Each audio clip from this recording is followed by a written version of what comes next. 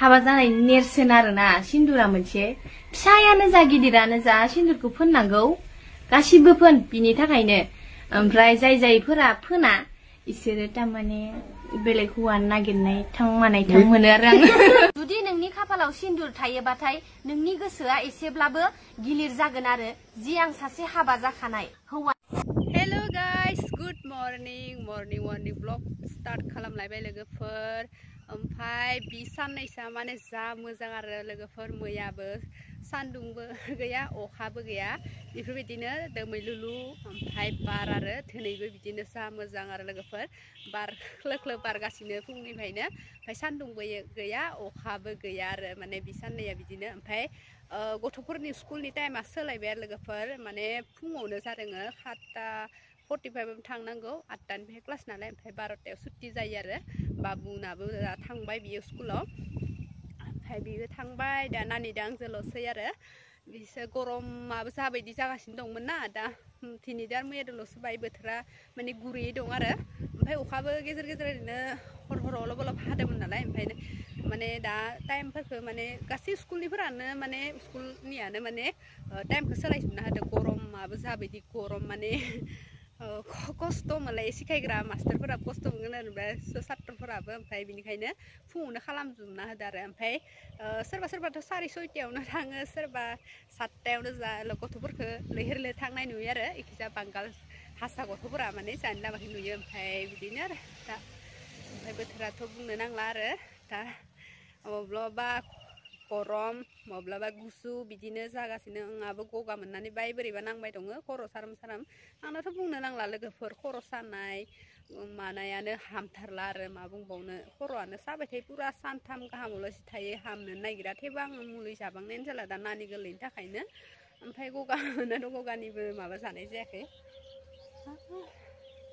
ओमफ्राय जोंहा दिनै फुङावनो दुगैजोब्बाय नानिखौबो थुखैबाय बिखौ सानथाम सानब्रैसो जाबायमोन आरो थुखैनाय जायाखैमोन ओमफ्राय बिखौ फुङावनो थाबनो थुखैबाय आङो ओमफ्राय आंबो दुगैखाबाय ओमफ्राय उन्दुना दंमोन बिबो ओमफ्राय उन्थिबाय दासो ओमफ्राय आरो उन्थिनायखाय आङो दा लाना फैबाय आरो बाहेराव फेननि हावा बेसे जाबाय था होननानै दा आरो नेचारेल बार थान्दा फ्रेस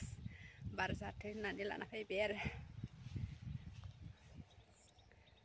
माबा बुग्लब माबोरैबा असाइस नुथारदो ना आंखौबो जन्दिससो जाखो ना माखोथाय मानसिफोरना दा गरमदो लोगोफोर बोथोरा माने सान्दुं दुंलाय अखा हालाय बिदिनो जाबाय दंना माने जन्दिस जानाय माबानायनि बेमारफोरा फैलाबायहाय हमनो हाया जायोबो दा जाबाय थागोन नोङो गोथाव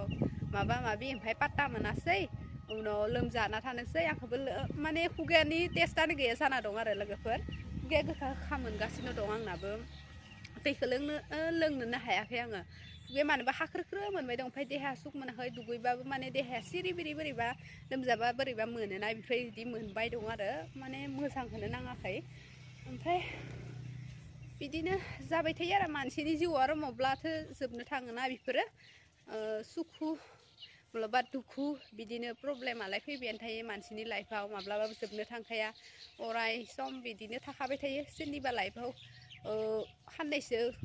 खुसि फैगोन सोरनिबा दुखु फैगोन आरो बेखौनो आरो बिदिनो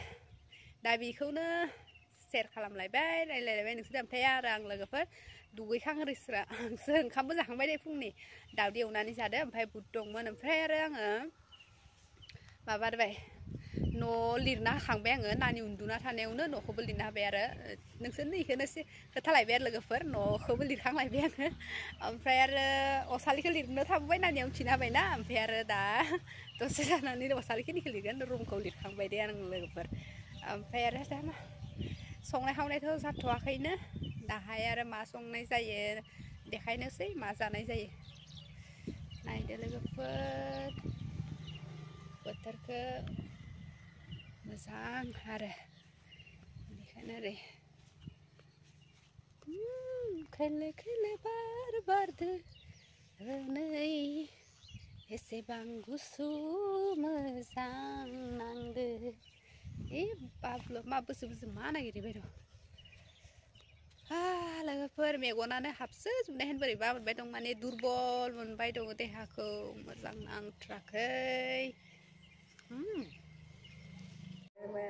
माने खेले खेसें जासैना इसोरबो थानो हाया मानसि गिदिरानो थानो हाया आरो गथ'फोरा मायाव थानो हानो जाना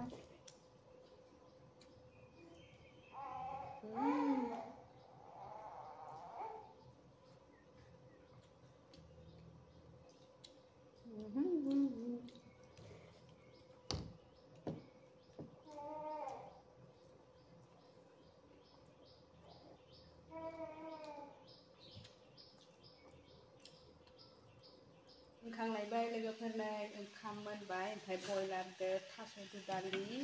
जादो थास' दुदालिदो सयाबिन बुट आलु ओंखायनो जानायनोसै दिनै मोनानो गेस खालामबाय आरो माने आङो लोगोफोर खाफालाव सिन्दुर थायोबाथाय नोंनि गोसोआ एसेब्लाबो गिलिर जागोन आरो जि आं सासे हाबा जाखानाय हौवानि न'खरनिफ्राय नोंखौ लांफिनोबा नोंबो जुदि बे माबायाव राजि दंबा नोङो दाबो फैफिन गथ'नि भबिसतखौ नायनानै नों फैफिन जुदि नोंनि हौवानि फेमिलियाव एसेबां गिदिर प्रब्लेम जादोंबा नोङो सासे गुबुन हौवाजों खारलायनो गोनां जादोंब्ला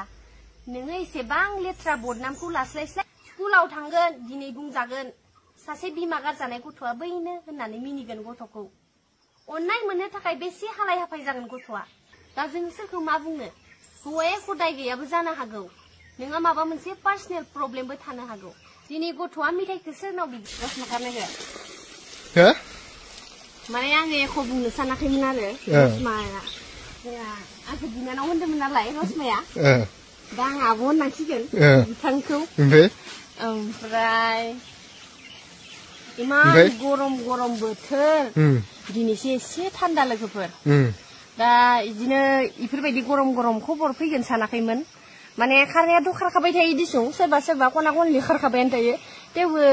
जोंहा आब' रसमा बिब' गोदैखौ आं खारगोन सानथाराखैमोन आरो मानो होनोब्ला बै समाव बुहुद गेदेर गेदेर बाथ्रा बुंदोंमोन ससियेल मिडियायाव फैनानै ओमफ्राय बिबो सासे इउटुबार आंबो सासे इउटुबारावनो गोलैबाय बै समाव माने आङो बुंदोंमोन आरो नै नोंथांमोना नायनानै ला क्लिपखौ हाबा जानायनि नेरसोन आरोना सिन्दुरा मोनसे फिसायानो जा गिदिरानो जा सिन्दुरखौ फोननांगौ गासिबो फोन बिनि थाखायनो